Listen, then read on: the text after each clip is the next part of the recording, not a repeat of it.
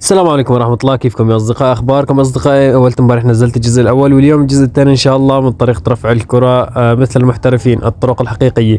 يلا بينا يا أصدقاء الفيديو، ومشاهدة ممتعة ما راح أطول عليكم أبدا. إذا عجبكم الفيديو حطوا لنا لايك، لا تبخلوا علينا باللايك واشتراك وفعل الجرس، ويلا بينا.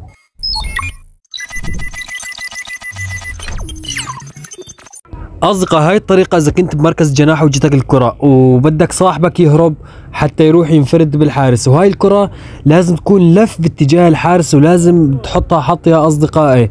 طبعا أنا هون معي ولد صغير ممكن فيه كم خطأ، بس المهم أنت ركز فيها ولازم تشلفها قدام يا صديقي، قدام اللاعب عم يركضها، لا تعطيه اياها باتجاهه، حط لي اياها قدامه وخليها على وصلته توصل للكره، اتدرب عليها منيح شوي شوي راح تتطور معك وراح تصير تجي مثل ما بدك ان شاء الله يا صديقي. شوفوا معنا كم رفعه وكم هدف. هاي يا اصدقاء هاي الطريقه من رفع، هاي تلمس لمس وتاخذ اجرك معها لبرا، تلمسها من هون من هاي المنطقه، هاي منطقه بالقدم يا اصدقاء، شوف هاي المنطقه بالقدم، تلمسها لمس هيك وتطلع اجرك لبرا والطابه راح تلف على الجول. روح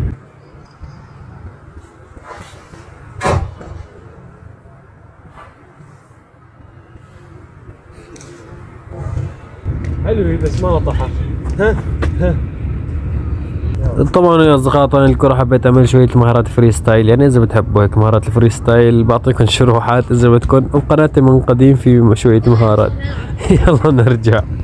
طبعا يا اصدقائي ركزوا بهاي اللحظه، انا عملت حالي عم موه على اساس اني انا بمباراه واجتني هاي الفرصه وصاحبي انطلق. شوفوا لمست لمسه بسيطه للكره، شوفوا مكان ما اشرت الكره لازم تكون للامام، وهون لاعب منطلق. شوفوا لو انه اطول شوي كان نطحها، او لو عرفان يتصرف كانت هدف محقق. اصدقاء هاي الرفعه كل ما قربت على الحارس اكثر كل ما صارت صعبه على الحارس، راح يتلبك اذا المهاجم امامه مباشر. تمام، حاول تقربها على الحارس اكثر.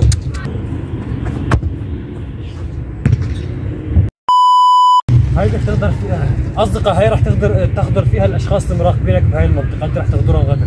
هنن هون لاعبك فات، انت واقف حدها، المسها هاي اللمسه هيك.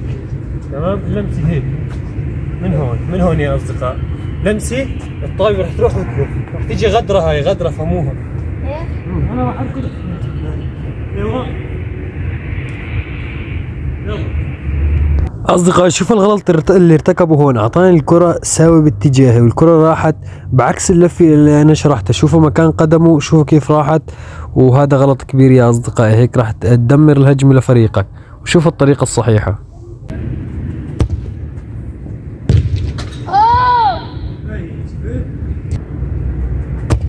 يا وحش